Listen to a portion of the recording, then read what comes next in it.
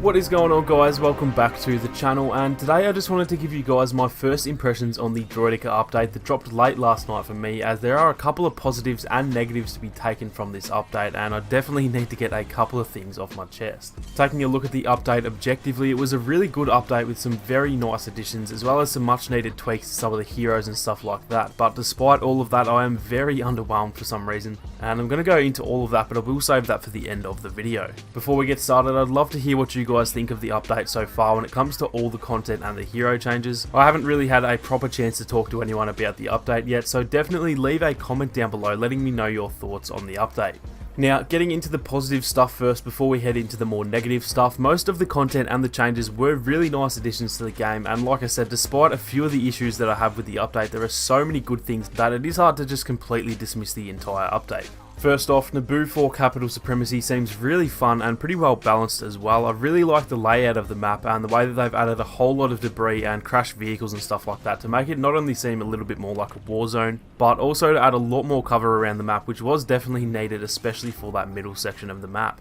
Again, it is just a variation of the GA map, so I can't give too much praise here since there aren't really any drastic changes, but regardless, I do really like the map layout and the feel of the map, so overall that is a positive addition to the game mode. Next up, the TX130 is so much fun to use. I'm not much of a vehicle person, so maybe it's partly to do with it feeling so new and different, but from the playtime I have had with it, it seems like a lot of fun, but also balanced as well, which is something that I was a little worried about with a new vehicle edition. The abilities are unique enough when compared to the AAT, so I think it does freshen it up a little bit, and it does look very nice as well, which is another positive. But with that being said, I'm not at all a fan of vehicles, so we'll just have to see how it goes, because I hope it doesn't become a nuisance in some of the game modes like some of the other vehicles are. Moving on to the clone skins, and these are really well done in my opinion. They definitely didn't need to add these, but it was very clear that the community was crying out for them since the overhaul back in I think Feb or March maybe, so it's nice to hear that they are listening to the community and giving a lot of people their favourite skins. The 41st skins look absolutely awesome. They seem to be really accurate to the Revenge of the Sith look, and so I'm definitely pretty pleased with those.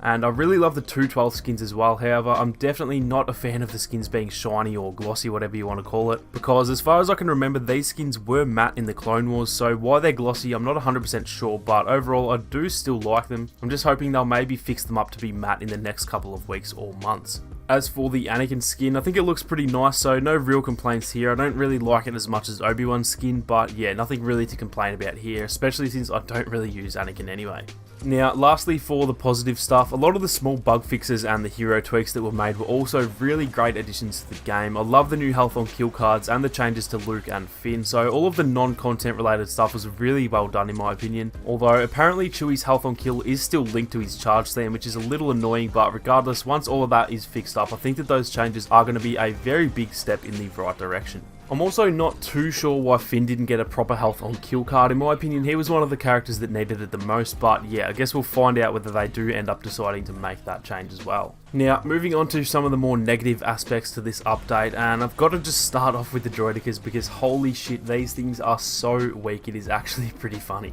I'm going to put a clip on repeat in the background that pretty much explains exactly what I'm talking about. I was firing away at this ARC Trooper for a good 6 or 7 seconds from pretty close range, landed what felt like 15 or 20 shots, and then the dude just runs off as if he was getting shot with a water pistol. Their damage up close is pretty decent to be honest, but it's almost like once you get more than 10 meters away from your enemy, you just may as well respawn, because I don't know what has happened to their damage drop off, but it seems like it's almost instant to where it goes from being really good to just completely useless. That clip that you just saw explains it pretty much perfectly. I honestly think that if I was using the BX or a B2, I would have killed that guy 2 times over, yet I didn't even manage to kill him at all, and that's instantly something that needs to change. Don't get me wrong, dealing that much damage at range makes perfect sense. I don't think they should have that much range on them at all, but I would consider that to be close range, and I think if they can't do well at close range, then they just really aren't ever going to be a viable option. Now, aside from the damage output, the other main issue is just their vulnerability when they aren't rolling around, because as soon as you find yourself in trouble, you're going to be dead since you can't quickly escape and get into a better defensive position.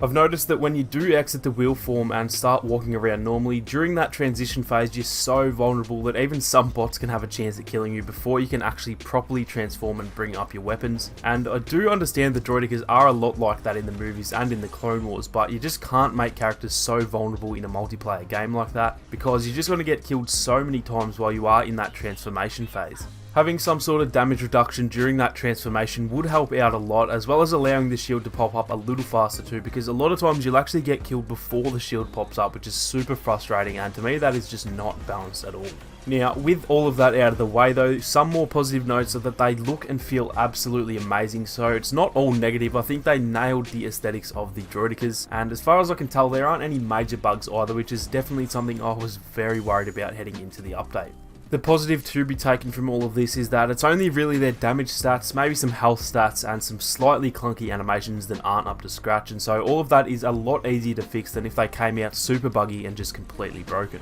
They can just up their damage stats, maybe add some damage reduction during the transformation, and maybe speed up some animations slightly, and after all that they will most likely be very viable and fun characters to play as. So like I said, it could definitely be worse, because if you think back to General Grievous, he was completely broken at launch, and at least they're not that bad. But it all just comes down to whether they do make those changes, as well as how long it actually takes them to be implemented. So that is going to do it for this one, guys. I do apologise that this was a little bit more negative, because you guys know that I do always try and be positive about this game whenever I can, and like I said, the entire update did have a lot of positives, but overall I was just massively let down by the Droidekas. Like I said though, they will most likely make some changes, at least I hope so anyway, and even though I am a little bit disappointed right now, I'm sure once the changes are made they'll be super fun to play as, and hopefully a very nice addition to the game. If you did enjoy the video, guys, make sure to leave a like down below to help support the channel, and like I said, definitely feel free to leave your comments down below with your thoughts on the update so far. I will be making a video later today or tomorrow on my complete thoughts on the Droidekas and how they could maybe fix them to make them a little bit more viable, so keep your eyes peeled for that one as well. If you are new to the channel, then feel free to subscribe and turn on your notifications so you don't miss out on any more Battlefront 2 videos or live streams. Thank you all so much for watching. You guys have a great day, and I will catch you all in the next one.